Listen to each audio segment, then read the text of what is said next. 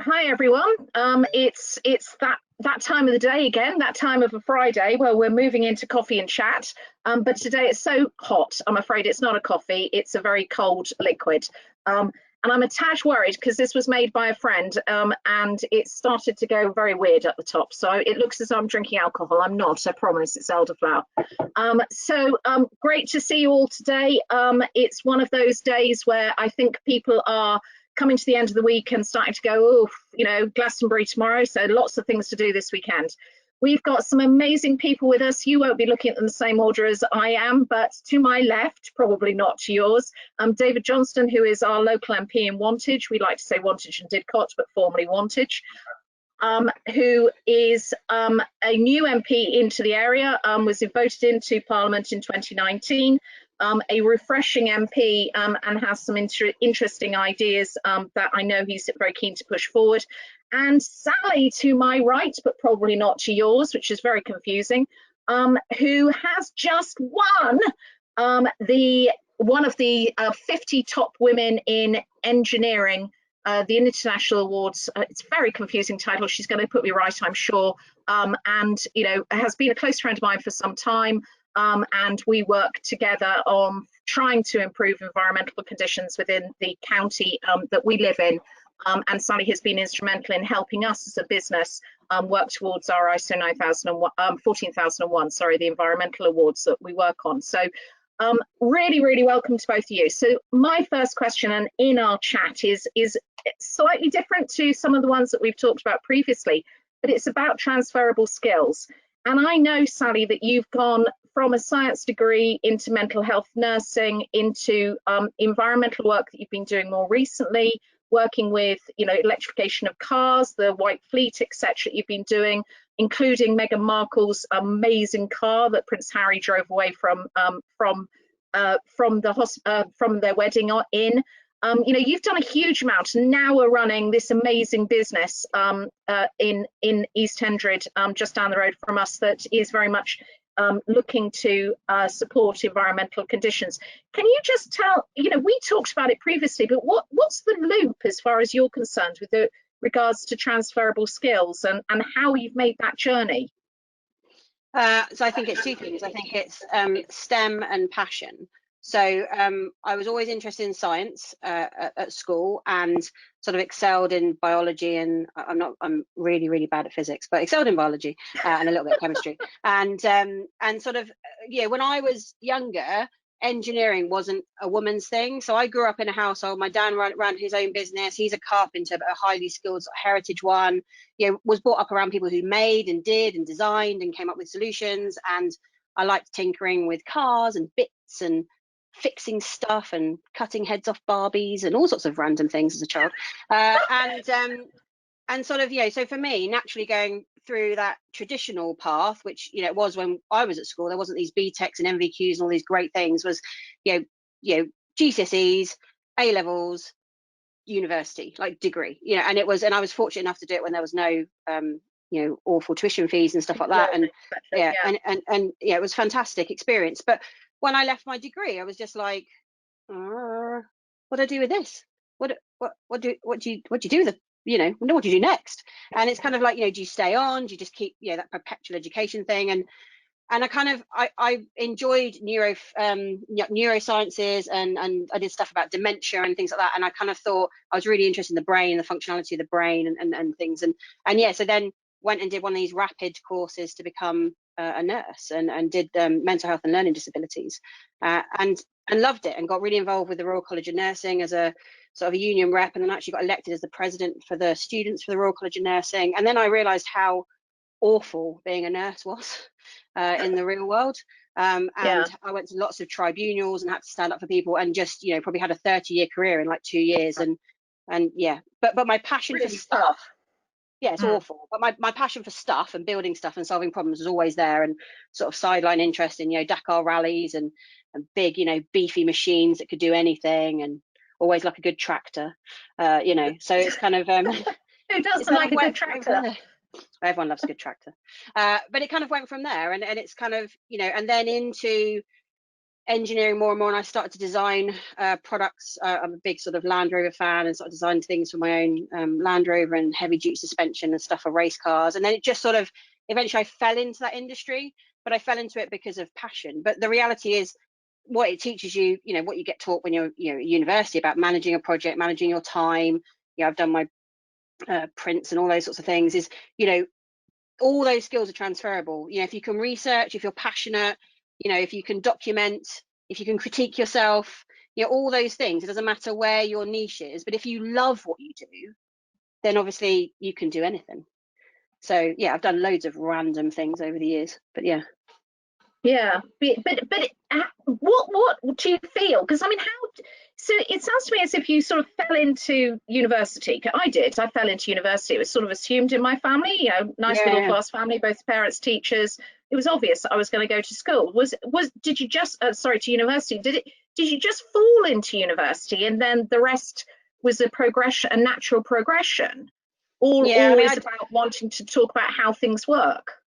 I mean, looking back now, you know, and I, when I go and do STEM talks and stuff, I always say to kids, you know, honestly, don't worry about university. Like, if the range of options and apprenticeships and, you know, amazing companies who will take on young people from further education was around when I was taking that progression leap, and if the career service was better, and it was just tick box, wasn't it? It was just, oh, Yeah, yeah, the UCAS forms arrived, you know, some point during your sort of final year of A levels, and it's like, oh yeah, I need that many points to go there. Oh, I'll tick that box and send that in, and that was the driver at sixth form, was like, that's what you were supposed to do.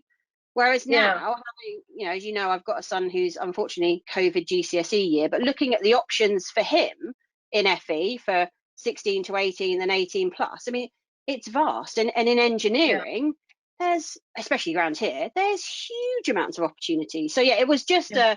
I didn't really enjoy it. It was just a tick box exercise.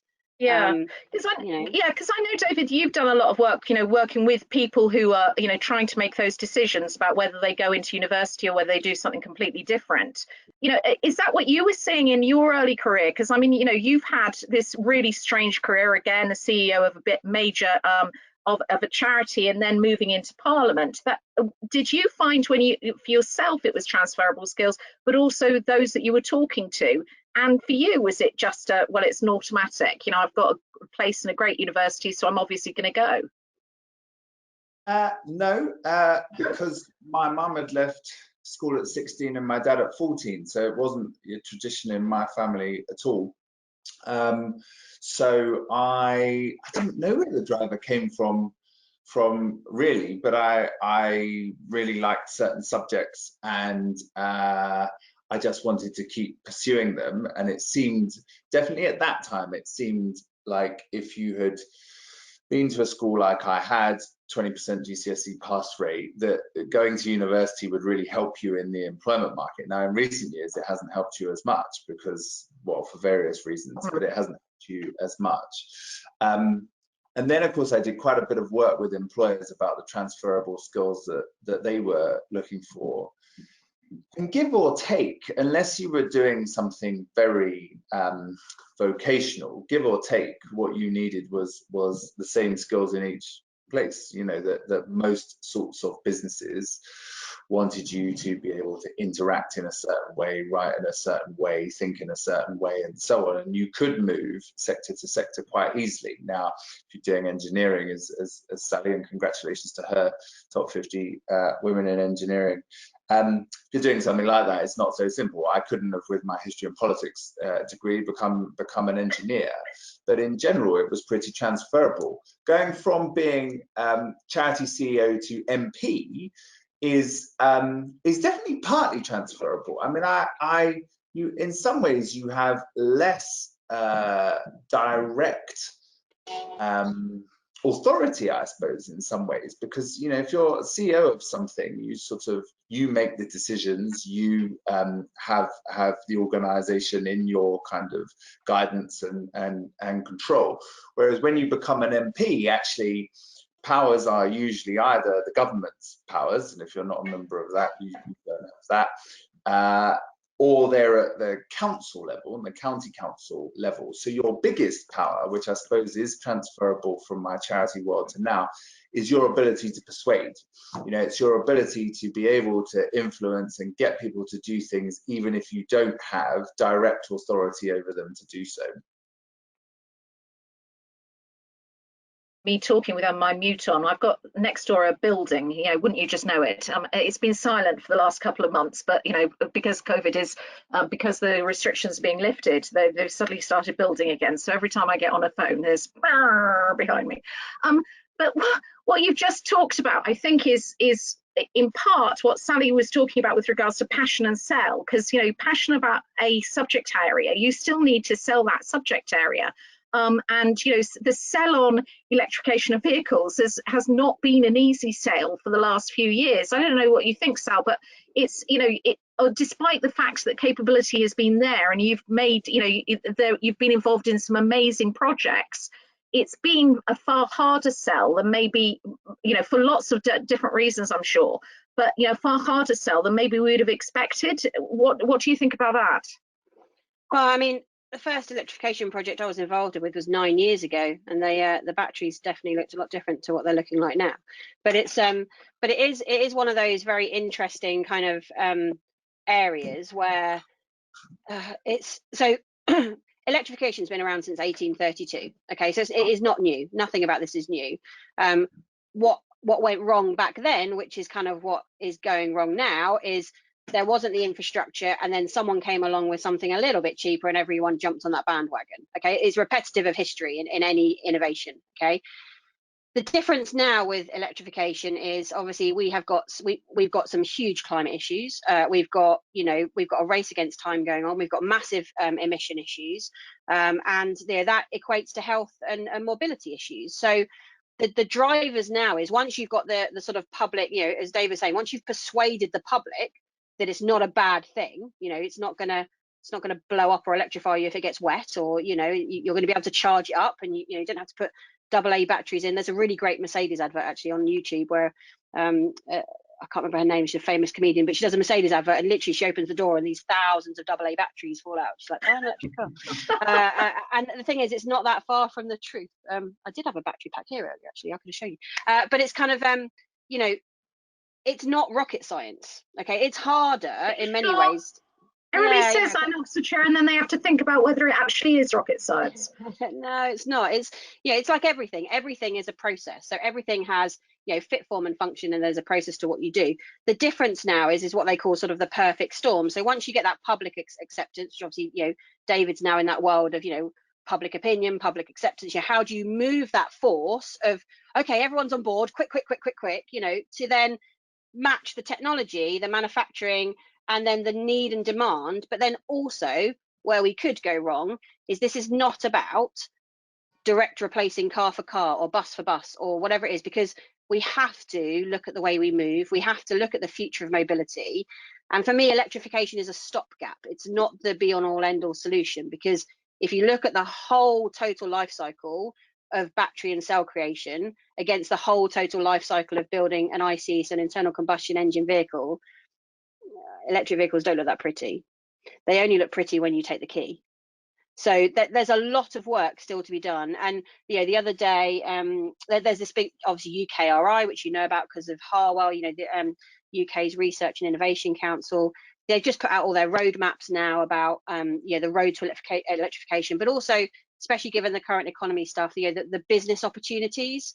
But I'm afraid I am quite a big hydrogen flag waver. So there's a few things I can't talk about, but there's a lot of really interesting things going on in our area, like in Oxfordshire. Oxfordshire is amazing. That's why I live here. But it's kind of, yeah, so I think, yeah, electrification, it's not new. It was before, you know, the internal combustion engine. It's come back around again. The technology hasn't changed massively. It's more the computers and then autonomy and clever things. But we still have to think about how we move, why we move, where we're going, you know, and how we utilize transport, you know, for the future. What is the future of mobility? How do we move people around? But number one is you have to persuade people it's the right thing to do. Yeah, so little bit unfair, David, because I'm not sure how familiar you are with where we are in this space, but you know, the communication piece. I mean, we've got this wonderful opportunity coming out of an awful thing called a pandemic to change the way that we move around the county, and which is why we're talking about cycling next week. But is there more that we can do in this space in order to communicate the value of some of the things that Sally said? I mean, I agree with her that the whole life cycle is a problem, and we really need to consider that. But is there more that we can do in that space, do you think? Yeah, I definitely do. And I think, the government is thinking very hard about this, because actually, although there are critics of what the government has done, it's actually moved further and faster than most governments that you can point to in this area. And it is one of the few governments now to talk about, let's have a green recovery as a result of, the post-COVID period. And there aren't that many governments talking about that. And I know that at the moment there's a lot of thinking going on about that. How do you incentivize people to want to have an electric car? Because one of the issues at the moment is cost. And I think across all the measures regarding the environment, like a lot of other issues, actually, we have to not be judgmental when we are encouraging people to do things. I always liken this to organic food. Organic food comes along, and then if you're a certain way up the income scale, you say, right, everybody should be eating organic food. Yeah, but if it's 3 times the cost, not everybody can afford to do that. And I feel that very much with electric cars. We've got to find a way of incentivizing people to do it. We've got to upgrade the infrastructure network for it, so that wherever you are, you can charge it. But people need to understand it's affordable for them, not feel they're being judged for the decisions they've made, and see the benefits. And those benefits are, yes, to our environment, to the air quality and so on. They might be to your health, but they might also be financial. And changing topic slightly, an energy company came to see me recently that's been doing a pilot where it knocks on your door and says, hey, we're in the area. What about us swapping your bulbs for LED bulbs? Because, by the way, they'd last a lot longer, it cost you less in energy. And that sort of thing, where you're gently encouraging people, saying, rather than saying it's really awful that you've got a petrol car at the moment, I think is the way to go. And I think the government is thinking a lot about this. And I know cycling is next week, but you'll know there's a 2 billion investment going into cycling and walking. Lots of people have been sending me their ideas for cycle routes, which I've been passing on to the county council. So I think there is a lot more we can do, and I'm expecting actually the government to announce a number of things on this in the coming months. Again, they keep going drill, so I keep switching off. So Sal, that obviously links really, nicely, quite bizarrely, into what you've been doing with regards to environmental, because the Hive and the whole collective work that you've been doing with local businesses works in exactly the same way. You've had to do a lot of communication to persuade people that this is important. I mean, that came at a perfect storm time. The Blue Planet, I don't think if the Blue Planet film had been shown, David Attenborough's Blue Planet film with that whale and the mummy, the baby next to the mother whale dead, I don't think it would have had the same impact. And then followed up by all of the work that was done on waste and rubbish over several months, if not years, has made a real difference to how people see the whole environmental question, rightly or wrongly. That was, I think, for me, a seminal moment. I don't know if you think the same. Oh, it's a tough one, isn't it? So obviously there's been a huge number of campaigners and sustainability groups for decades, banging on the door, and even within David's constituency, every major town's got a sustainability group, and a group, really doing the groundwork. And the groundwork is what really, really matters. Let's not joke about it. We have the ability to make change now, today, that will actually have impact, tomorrow, rather than, David's in that world of big policy making, and then 10, 15, 20 years time something might happen. And that was the reason behind moving into doing something in my spare time, because obviously I still have my day job, is because looking at the impact of the technologies that we are creating, or especially the projects I've been involved with, and that life cycle analysis, and thinking about what is the bigger picture and when does it actually have an impact on the environment. Well, I won't see that impact in my lifetime, and my children might see it in their lifetime. And as David alluded to, yes, we have a government that's looking at a Green Deal, but equally there was a vote, not so long ago, where they voted to not speed up reducing emissions. So the key is not about the key is about educating and getting people to understand. So the key is not about more cars, the key is not about more buses, more trains, any of that stuff. We have an infrastructure, and a pretty good one, you know, in the UK, because obviously, you know, decades of investment in public infrastructure. We need to make sure that it's utilised effectively, and obviously now very safely, but that we encourage other ways of working. So, you know, it's like Harwell's a fantastic place, isn't it? Because it's kind of like, you know, you've got lots of people all coming from a very similar area. How could we get to the point that we can encourage them to share transport or share car ownership or lease, or, you know, or sort of, you know, mobility as a service and stuff like that, transport as a service, more than just private singular ownership. You know, when I was a teenager, it was probably sort of the same when, you know, when David grew up. It was like that countdown to your driving license, that countdown to your first car. You know, if you talk to young people now, that's not an objective. You know, they do think a lot more about what would be the impact. And you know, I mean, for example, I've just upgraded my bicycle to an electric bicycle, because the idea of going up the hill to Harwell would kill me. There would have to be a mobile defibrillator unit at the top of the hill. Now I can breeze up the hill, and then come down looking like I'm really speedy. But it's about that education piece. So what happened with the Hive was, I was looking at all this and going, yeah, this is great. You know, creating new vehicles, creating new ideas, converting older vehicles to electric, great, still brilliant. But when's the payback? It's a bit like, you know, when you put solar on your roof, what's the payback? When do I start to see something for my money? And it's a long way off. Whereas home air pollution, for example, causes more childhood asthma than, well, it did at a point, to outdoors. So how can we change where we live inside and outside? And simple things like changing from a really nasty high chemical bleach, you know, not plugging in those horrible artificial air fresheners and stuff like that, make a massive difference to people's homes. So I detoxed my own life and realized that I am probably due some sort of criminal record for stealing multiple small toiletries from hotels, because they were just breeding. I don't know where they came from, boxes full of them. And Mr. Sheen, that seemed to appear on multiple levels. Detoxing my home, going for a more green alternative, you know, looking at the options. And as David rightly says, you know, there was a point where green and eco and organic was just seen as like a middle class, yuppie, kind of yummy mummy type of thing. All this stuff is affordable. You know, refilling is cheaper, and better for you and longer lasting. And we've got some great companies based in Oxfordshire that manufacture and run, you know, sustainable sort of bulk refills and stuff, like Ceci in North Oxford. So yeah, the Hive came about from, I want localization. I want to identify these amazing local makers, traders, you know, people that are doing things that benefit the environment, or, you know, you're not buying some tat off eBay or, you know, middle aisle in Aldi. You're actually, you know, buying something where that is having a direct impact on that person's life, family, and livelihood. So that's where the Hive evolved from markets, as you know, and then it evolved into me buying large containers of detergents and persuading friends to buy some because there was loads of it in my house.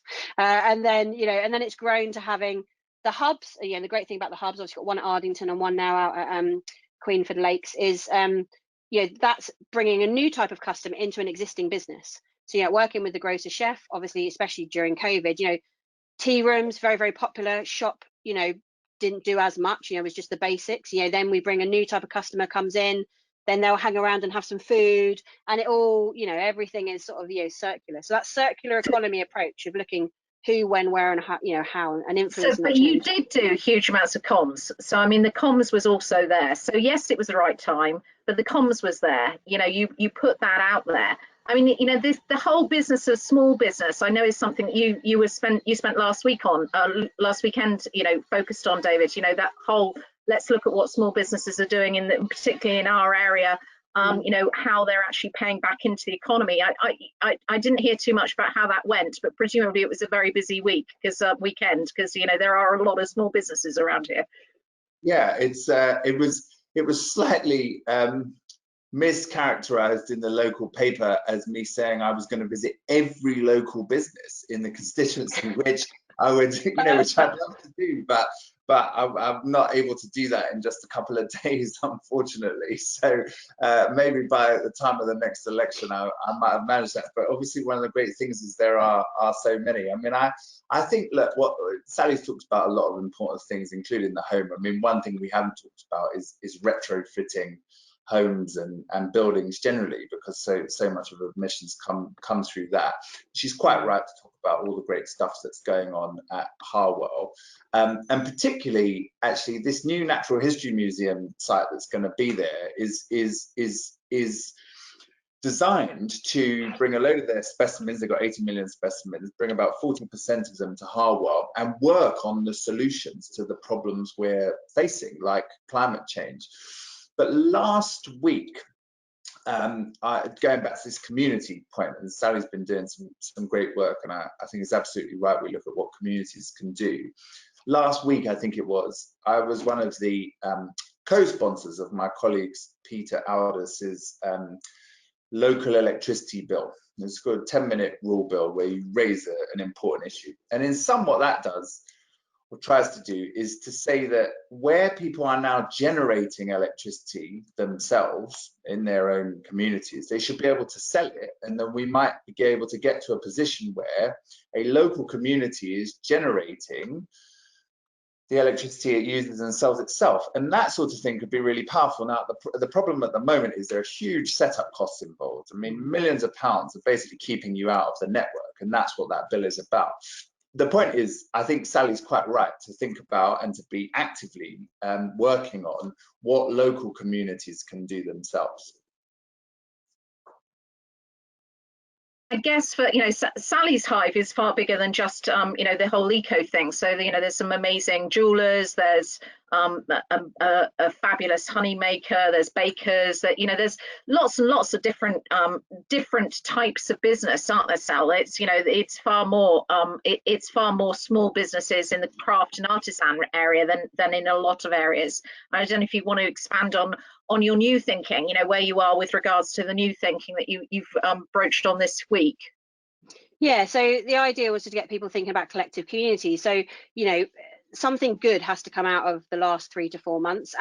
Especially in our area, obviously, because that's the only one I can talk about, because that's where I live, there's been lots of goodwill, and there's been lots of amazing community spirit. It sort of took me back to sort of hanging out with my grandma when I was about 6 or 7, communities coming together and keeping people fed, watered, looking after the elders in our society and those that are the most vulnerable. And that should be massively praised. But the last 4 weeks, that has rapidly disappeared. So you've got lots of people that invested in diversifying their businesses, because a lot of people fell through the net from the government funding stuff, especially very small independents in artisans and crafters and things like that. And yeah, so the hive has always been part of a collective. If you think about a hive, a beehive, it's the sum of all of its parts. Okay, so it's kind of, it can't function without all of its different bees doing different jobs. So we try and embrace all the entrepreneurs, makers. You say we've got jams, preserves, honey. We bring in the bakery on a Saturday from Marco Polo in Wantage, which, David, if you haven't been there, I warn you now, you will need to loosen your belt. There is lots of very nice things to eat. I've had to loosen my belt a lot already, Sally, this period. Yeah, South Oxfordshire is tough. South Oxfordshire is full of very tempting things. Chocolate. We have obviously Florist from Harwell, and all these people. I was listening to people's stories at the very beginning. So when we were sitting there cancelling markets and chatting to people, and people were like, oh my God, what am I going to do? I don't have the money to invest in online infrastructure. I've got to juggle my children at home. My partner's still got to work full time, or they're a key worker. How do I continue my passion, my independent business that I love, and not lose that? So we became sort of a one-stop shop and a pickup hub. So we also work with Tribe from Farringdon, who do the dry foods, and you can order from her, and we're a pickup point. So again, try and minimize people moving around, try and embrace local communities, and effectively be a collective community. And that is about us being kind to each other, walking and cycling, reducing our emissions, shopping locally, shopping artisan, shopping independent. And David stood up the other day in Parliament and sort of, gave a good flag wave for the independents in our constituency, of which there are loads. So I'm pleased to announce in the next 2 weeks, we're going to launch a thing called Local ISTA, which sounds a bit like some sort of mafioso thing, but basically we work with an amazing company called 42, who are based at Harwell, who Rob's a neighbour of mine, and when we sit sort of zooming over ideas with each other, but basically a site which will promote all the local independents in our constituency, which hopefully, David, once we've managed to figure out, it's all beyond me, this web stuff, I can type things in, but they're the clever people. But give everyone a platform to talk about what they do and encourage. So I had a heartbreaking email from a honey maker who rescues honeys, rescues bees quite actively from bees from all these development sites to obviously keep the bee populations going, which we really also need in South Oxfordshire because the amount of pollination for all of our agriculture as well. And he was in high demand, and literally in the last 4 weeks he's not had a single sale, and as a result he's now considering what does he actually do. That's really sad, isn't it? And it's not the only story. But that sounds absolutely brilliant. I mean, that you're getting that off the ground. Guys, as always, we're running out of time, but it is coming up to 1:30. I always promise that we're only going to do this for 30 minutes. I've missed out on quite a few questions that have come in, mainly because quite a few questions did come in and you guys were giving us quite a lot of good information, so I didn't want to pause you. Really grateful for your time. Sally, you are absolutely brilliant. I can't believe that we had somebody in Oxfordshire in the top 50. Well done. It's absolutely superb. I'm very proud of you. And, I asked David along in order to make sure that he was aware that we had somebody in the top 50. I knew he knew already, but, great that you did it. Really good news. And it's not for the things that, I know you for, which is really quite bizarre. It's for other things. Really, really impressed. Thank you so much for your time. David, thank you for your time as well. Guys, next week we are moving, as I've already said, into the cycling piece. So it's an extension of what we've been talking about today. We have two speakers, Councillor Christina Bartlington, who is the Cycle Supremo, always sounds a bit weird, for Oxfordshire. So again, in my home county, plus one of my core members of staff, who is a big cyclist. He cycled for the British Army, so he's very keen as a sports cyclist. But we want to bring it back to what businesses can do and how businesses can make some improvement, building on from some of the things that David and Sally have talked about today with regards to, are there different ways of moving around the county and, moving around the country and indeed the world that we can maybe explore out of this pandemic that we've been in at the moment. Guys, really grateful for your time. Thank you, everybody. I've run out of a drink. That means obviously we've run out of time. Thank you so much and speak to you soon. Take care. Thanks. Cheers. Bye. Bye.